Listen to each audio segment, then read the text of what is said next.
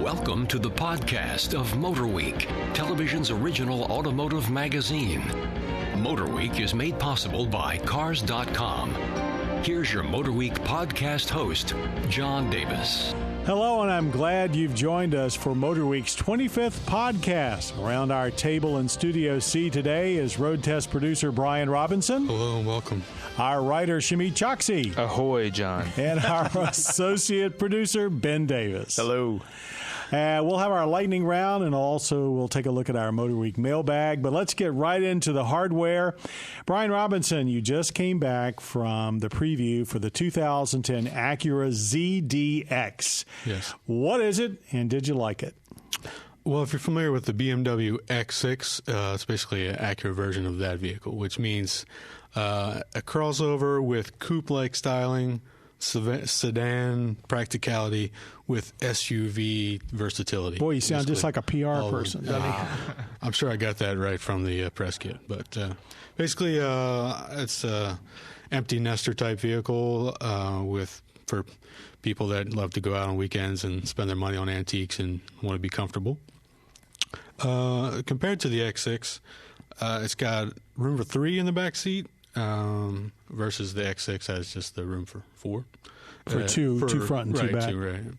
It's got a lot of trick features. They really tried to push the coupe-like styling. It's got some really aggressive rear fenders.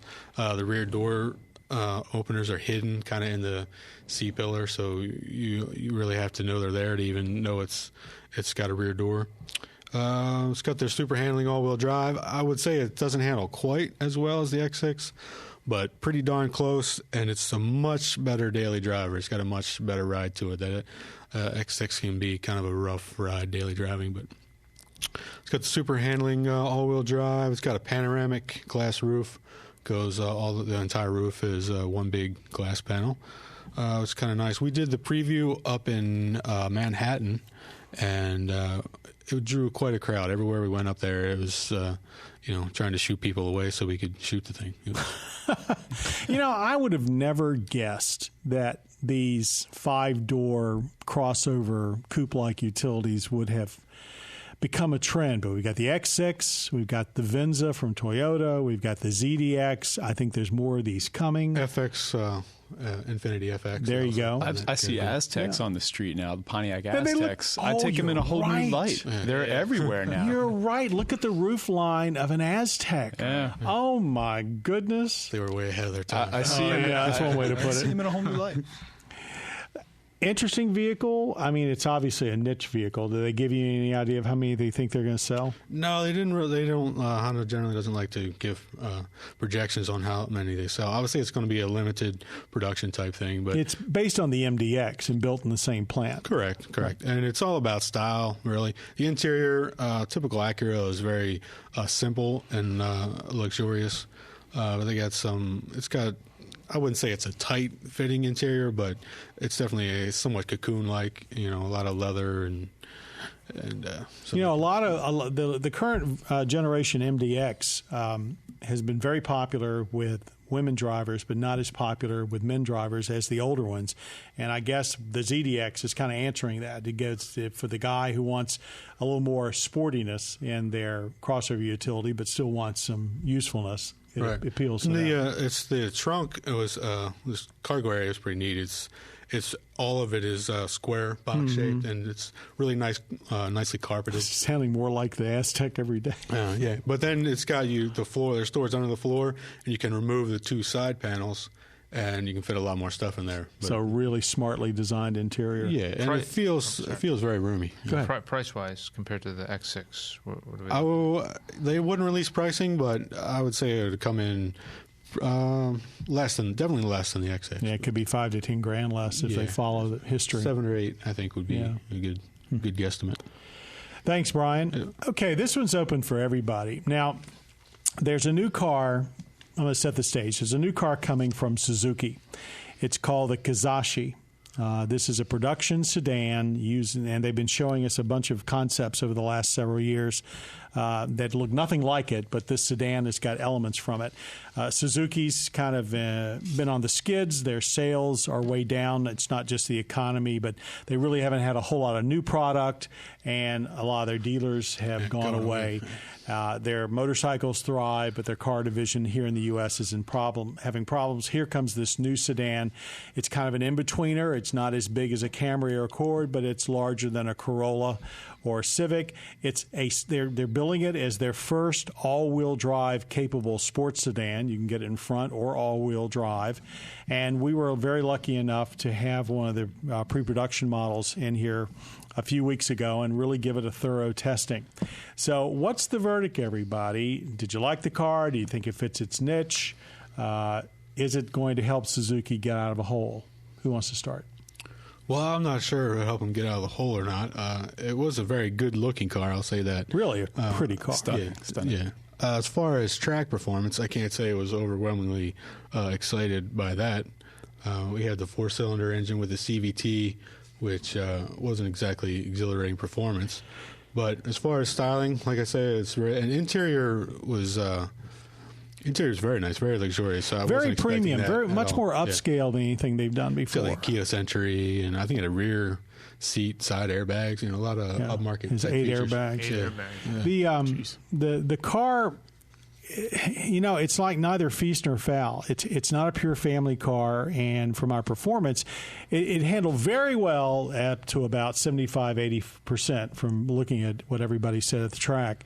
And then it would sort of transition from being a very competent sports sedan to basically a little soft and with understeer. So it turns out being very safe, but it takes sort of the fun out of it.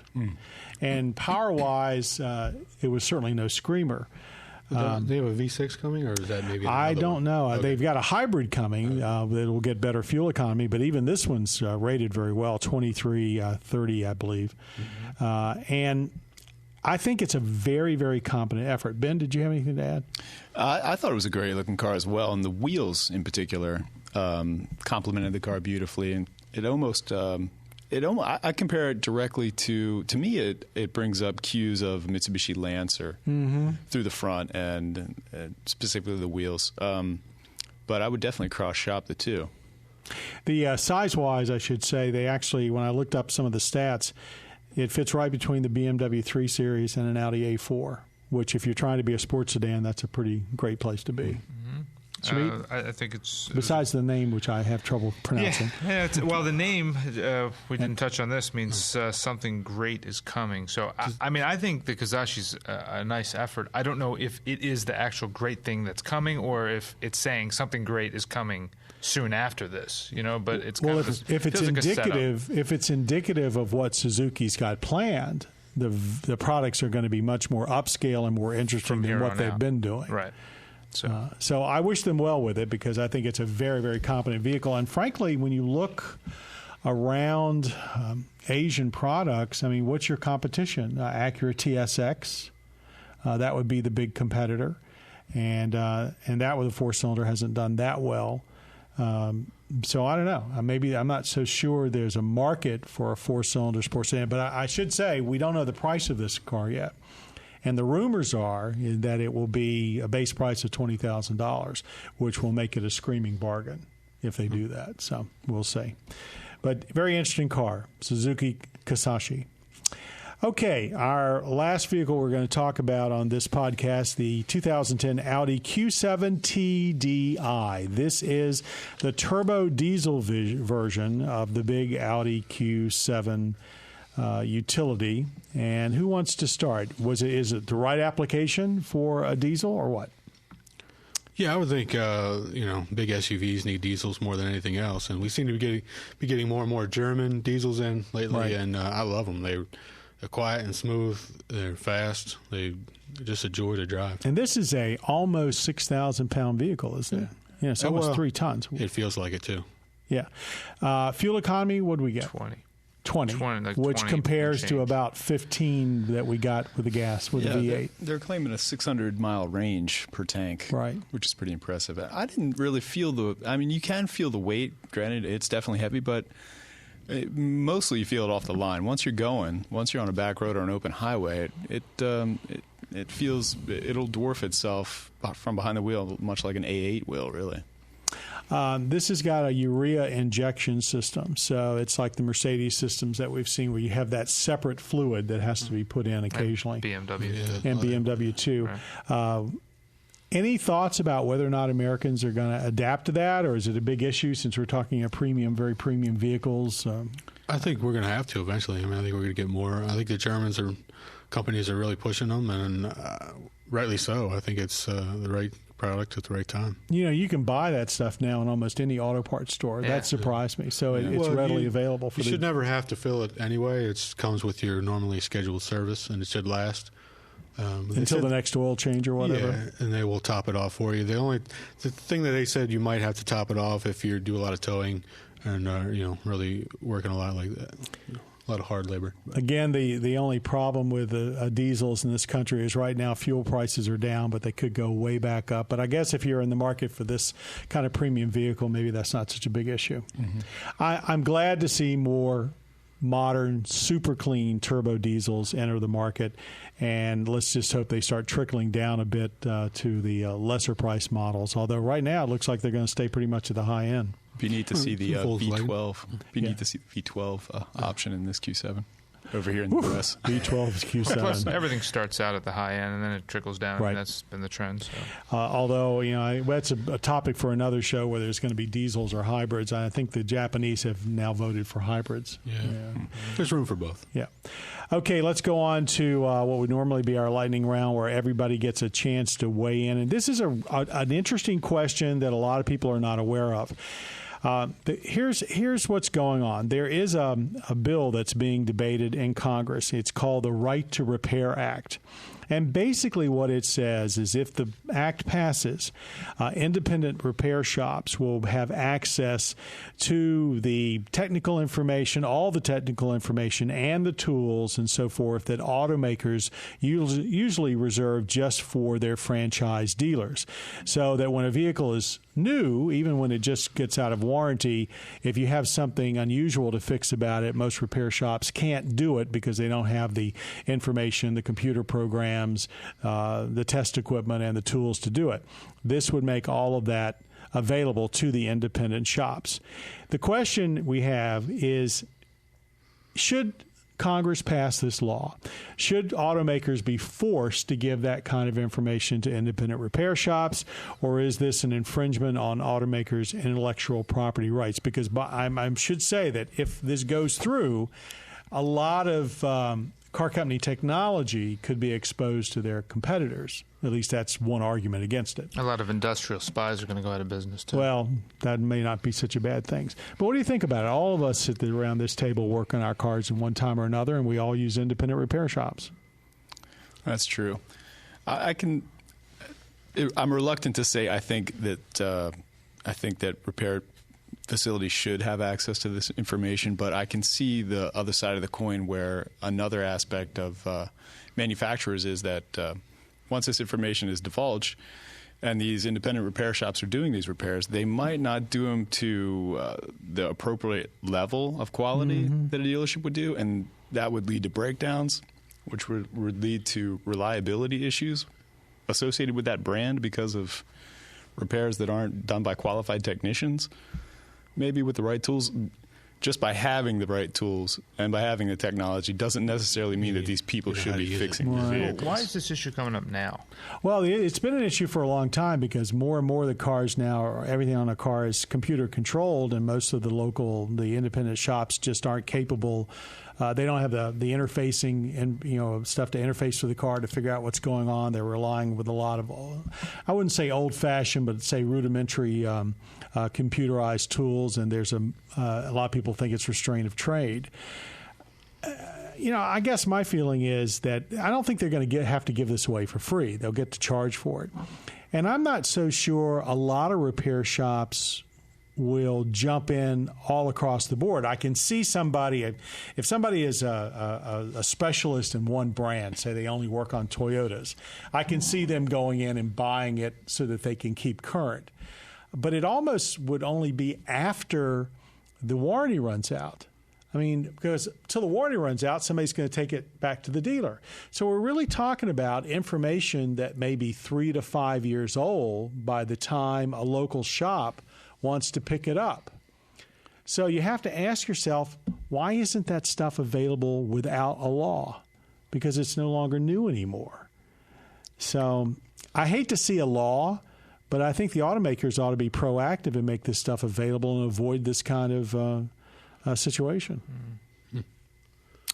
Anybody else? This question's above my pay grade. Well, it's a very interesting question, but it affects, thousands and thousands, many thousands of independent repair shops across the country. Yeah, it's easy for me to say it should be available to them, but as a manufacturer, you got to have some control over your reputation, as Ben stated. So seems to me like they could do a time limit. After a car's out 5 years, you've got to release the information and the tools so that the independent repair shop's got a fair chance of picking up where the warranty left off. I'm sure there's factors that only a manufacturer would think of that we aren't even touching on. Sure. We're not technicians, that's for sure. Okay, let's move on now to our MotorWeek mailbag, always a good part of the show.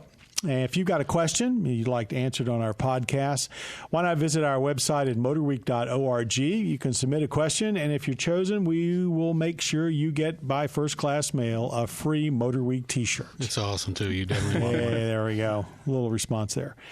The question comes from Sam in New Rochelle, New York. Okay. I wondered if you could give us a brief overview of two of the newest transmission types, dual clutch versus CVT, and how do they operate, so forth and so on, and what are the pluses and minuses. Let me try and talk about how they operate. The CVT, continuously variable transmission, around a long time, comes and goes. Nissan's using it mostly right now. We just talked about the Suzuki Kizashi that has one. Instead of using traditional gears to step the power up and down as it comes out of the engine, they're using what essentially is two pulleys that are a variable diameter and a belt made out of metal or metal and rubber that runs between them. And the belt moves up and down the pulleys, and that's how you vary the gear ratio. Similar to like a 10-speed bicycle where you go step down, up and down the size of the sprocket, and it changes. Excellent analogy. Yeah. That's right. Exactly like that, or very much like that. Except in this case, it's all done on a smoother cone surface, so there's no jolting. Now, a lot of these transmissions have fake shift points put in them. My Mini Cooper's got one, and it's got, you can actually shift it yourself, and it goes through 6 simulated gears. But it's basically designed to take the inefficiency away from an automatic transmission that's inherent when you are changing gears in an automatic, where automatics usually lose a lot of their momentum and use up a lot of extra gas just shifting. That was the concept. And try to keep the engine running at its peak efficiency as much as possible. At a fairly uniform speed. The whole idea here is not so the engine doesn't go up and down in RPMs a lot. Subaru just brought it back too, right? Yeah, Subaru's just brought it back on the new Legacy. Okay, dual clutch is a much different animal. This is primarily developed in Europe for higher performance vehicles. This is essentially a manual transmission with 2 automatic clutches. And the idea is that one clutch will be closed when one gear is engaged, but on the other side of the transmission, the second clutch is open, but the next gear up is also engaged, so that when you want to shift, either manually or automatic, all that has to happen is one clutch opens and the other clutch closes, and that can be done a lot faster than pushing the clutch pedal in, shifting the gears, and letting the clutch pedal out. And so it's basically an outcome of Formula One racing technology, and it's widely being used by Audi, Volkswagen, and others, BMW, and now Porsche, so forth, and Porsche. Yeah, not the best one so far. No. So with that said, we drive a lot of vehicles with both these transmissions. What do you think about them? If you were directing somebody towards one or the other, which isn't really likely, but let's put it another way. What kind of cars do each of these transmissions fit best, in your opinion? CVTs are obviously are moving toward the things that are more fuel efficient, hybrids, family cars, more routine automobiles, just soft, things that are less impact vehicles, less sporty vehicles, high mileage things you buy with economy in mind. Right. I mean, Prius uses Nissan one. Cube, something like that. Yeah. I find there are good ones and bad ones. My Mini, which is a first-generation new Mini, it's got a fairly bad one. There's a lot of surging between it. Some of the ones that we've tested, like Nissan, I think really has it nailed. They seem to have the best. Nissan, absolutely. Audi had a good one for a while. I've forgotten whether they still have it or not. By and large, if you see one in a vehicle and it is not a high-performance vehicle, it's okay, right? Sure. Okay. Yeah. It takes getting used to. You'd rather have a good geared automatic, right, Brian? CVTs can get annoying sometimes, especially if you're not used to them and you don't know, because instead of your RPMs going up and down, they just stay. And if you give it a lot of throttle, they go up pretty high, 5,000-6,000, and they just stay there until your vehicle accelerates to match that RPM. So they can, if you're going to do any performance driving, they tend to get annoying to me anyway. I should note that they don't always deliver the better fuel economy that's expected. Ford had both a 6-speed automatic and a CVT available on the 500 and the Taurus X, and they actually dropped the CVT because the 6-speed automatic, traditional geared automatic, got better fuel economy. And CVTs are expensive. Okay, let's now talk about very briefly the twin-clutch manual automatic. We have a lot of experience with that. Like it or hate it? Does it fit in a high-performance car? I love it. It would make me put my manual transmission to rest if I had the option between the two. And the traditional manual. Yeah. Yes, absolutely. If you drive the new Porsches with the dual-clutch PDK, there's absolutely no reason to have a traditional manual. They're faster. That's a rocket ride. They're faster. Mm-hmm. I mean, you cannot and we were just doing a road test on the several of the cars that have them, and we were looking at shifts of 50, 60, 70 milliseconds. Mm-hmm. I mean, that's unbelievably quick. You can feel it, too. You feel it through your spine. It's when you're in a performance car with a dual clutch. Some of the sequential manuals, a few years ago, BMW, M5 and M6, they were kind of rough on the street, but the new ones have gotten much better. They have their different modes for different applications, and you can get a street mode, and it's just like driving an automatic. I think we're going to see a lot more dual clutch transmissions. I know that the domestic manufacturers are talking about them too, and so that'll put them in the mainstream. Mm-hmm. Hopefully, we'll see them in pony cars one day. Well, it would make sense. Think about something. Think about the Camaro or the Mustang or the Challenger with one of those. It would be a lot probably of fun. knock a couple of tenths off the best acceleration times. Okay, basically that brings us to a close of our MotorWeek podcast, number 25. I want to thank everybody that's been joining me around the table here in Studio C, Brian Robinson, Shami Choksi, and Ben Davis. In the background, but making sure we get out to you loud and clear, is audio engineer Jim Bigwood, our podcast creator, Bob Mixter, and as always, our producer, Michelle Parker. Thanks very much for joining us, and stay tuned for more MotorWeek. You have been listening to the podcast of MotorWeek, television's original automotive magazine. MotorWeek is made possible by Cars.com. For additional information on podcasts, videos, and showtimes, visit our website at motorweek.org. And watch MotorWeek, television's longest-running automotive magazine series, each week on your local PBS station.